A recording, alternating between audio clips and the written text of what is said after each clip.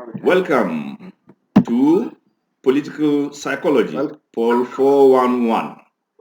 I assure you it's going to be an interesting discuss, taking into cognizance the course being about the foundation, dynamics, and outcome of political behavior using cognitive and social explanations. Today, we will begin with topic number one, which is understanding political psychology, where we'll look at the origin, meaning, and relationship between political psychology and other disciplines, and also the use of political psychology to explain political behavior. Stay tuned. I assure you, you will enjoy all through.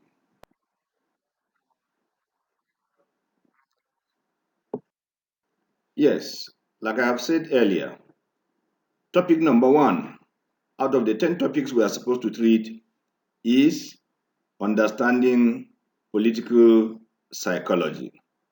And I remain Aminu Umar. My email address is there for you to see.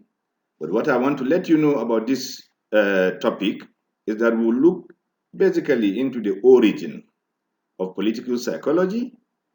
We'll look into the meaning. You know, concepts are very important to political scientists or social scientists. So we'll look into the meaning, and we will look into the interdisciplinary nature of the field of political psychology. How is it related to other disciplines? Then how do we use political psychology to explain politics or political behavior in the society? So origin. Origin of political psychology is vast, but it started in Europe. And there are a lot of literatures that you can lay your hands that will give you a very good picture of the origin of this great discipline. France is well known to be the mother home of where political psychology emanated from.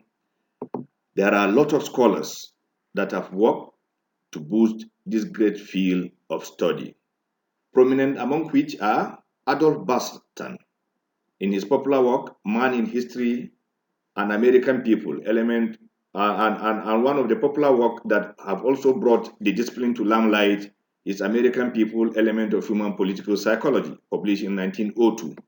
There are still others like Mosca, Graham Wallace, Robert Mitchell, Harold Laswell, Sigmund Freud, the father of psychoanalysis. Yes, look at the beautiful faces around. Each and every one of these leaders have a personality that is distinct to the way and manner he has managed or related with people in politics. When you say Mobutu Sese Seko, people can tell you what he symbolized. When you call the name Paul Kagame and the fight against corruption in Africa, it is glaring. Say Chief Obafemi Awolowo, his support to education, Sir Amadou Bello, and the way he has assisted the people of the northern region and pushed for the integration of Nigeria, and same apply to Chief Nnamdi Azikiwe. And when you see Kim Jong-un, you know what he reflects in politics. Margaret Thatcher, the British Iron Lady, or the apostle of change without violence, Mahatma Gandhi, or our own great world moral authority, Nelson Mandela. That tells you politics, politicians, and political behavior. Meaning of political psychology. The meaning of political psychology, like I have said earlier, is a little bit a matter of looking at the foundation, dynamics, and outcomes of political behavior. Briefly, we can say it aims at understanding human thought processes, feelings, emotions, motivations, and behavior of people involved in political activity from the perspective of psychology. This implies that it is aimed at understanding of interdependent relationship between individuals and contexts that are influenced by motivation, perception, cognition, information processing, socialization, and attitude formation. So this is briefly what it means. Political psychology as interdisciplinary field of study. Like I have said earlier, it is a very vast field that is related to so many other disciplines, as is being depicted by this presentation. It's related to history, it's related to psychology, sociology, economics, science, anthropology. You can't discuss human nature, human behavior without knowing his root, without knowing his antecedents. Or you cannot discuss human nature without knowing his attitude, behavior, and state of mind, which is psychology. The same thing applies with understanding the neurogenetic makeup of the individual, which is also science, and also the evolution of that person, which is anthropological in nature.